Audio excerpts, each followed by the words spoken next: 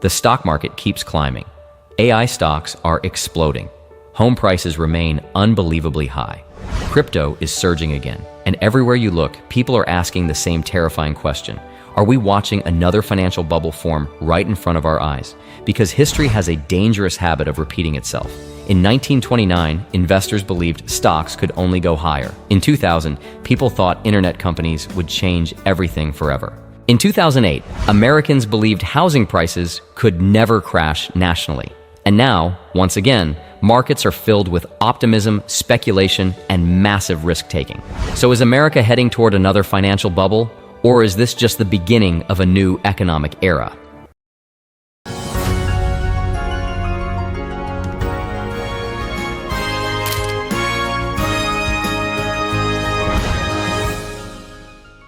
Welcome back to the Dollar Pilot. Over the past few years, the American economy has entered one of the strangest financial environments in modern history. Despite inflation, high interest rates, global conflicts, expensive housing, and rising debt levels, the stock market continues pushing toward record highs.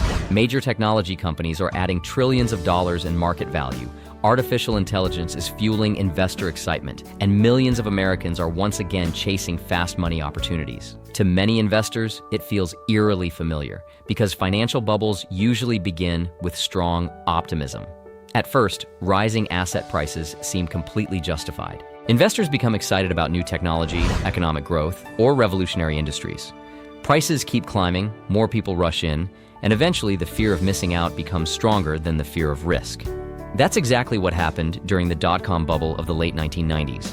Investors poured money into internet companies regardless of profitability because they believed the internet would change the world forever. And honestly, they were partially right. The internet did transform the global economy, but stock prices became disconnected from realistic valuations. When reality finally caught up, the Nasdaq collapsed nearly 80%. Today, many analysts see similarities with the AI boom. Artificial intelligence is genuinely revolutionary technology. Companies like Nvidia, Microsoft, and other major tech firms are generating real profits and investing billions into AI infrastructure. But the concern is not whether AI matters. The concern is whether investors are pricing in unrealistic future growth expectations once again. And that's where bubble fears begin. Another warning sign is market concentration. A relatively small number of giant technology companies now make up a huge percentage of the S&P 500's total market value. When too much market growth depends on a few companies continuing to outperform forever, the entire market becomes more fragile. We also need to talk about housing. Even after mortgage rates surged higher, home prices in many parts of America remain historically expensive relative to incomes. Many younger Americans feel completely priced out of the housing market. Historically, asset bubbles often form when cheap money, speculation, and fear of missing out combine together over long periods of time. For years, near-zero interest rates encouraged massive borrowing and risk-taking across financial markets. Investors searching for higher returns moved aggressively into stocks, real estate, crypto, and speculative assets. Now, even though rates are higher, many assets still remain extremely elevated. At the same time, Americans are carrying record levels of credit card debt, government debt continues climbing, and household financial pressure is increasing across the country. So naturally, people are starting to ask, how long can this continue? But here's the important part many people miss. Not every expensive market automatically becomes a catastrophic bubble. Sometimes markets remain elevated for years because corporate earnings genuinely grow over time. Unlike the dot-com era, many of today's biggest technology companies are massively profitable businesses with real cash flow. That's a major difference. The U.S. economy also remains surprisingly resilient in several areas.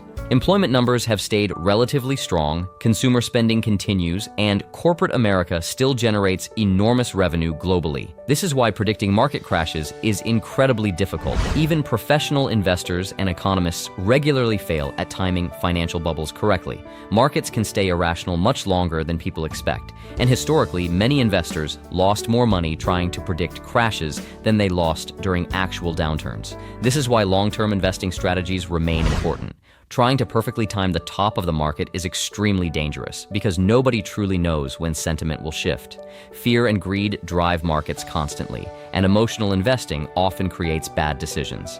Instead, disciplined investors usually focus on diversification, risk management, emergency savings, and long-term investing through strategies like dollar-cost averaging into broad index funds. Because whether markets crash tomorrow or continue climbing higher for years, emotional panic rarely builds wealth.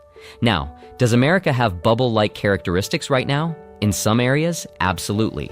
High valuations, speculative behavior, concentrated market leadership, expensive housing, and AI-driven hype all create legitimate concerns.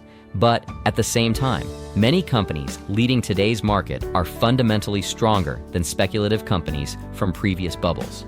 So the reality is more complicated than simple headlines. The biggest danger may not be a sudden crash tomorrow morning. The bigger danger could be average Americans taking excessive financial risks because they believe prices can only go up forever. History repeatedly shows what happens when greed completely replaces caution.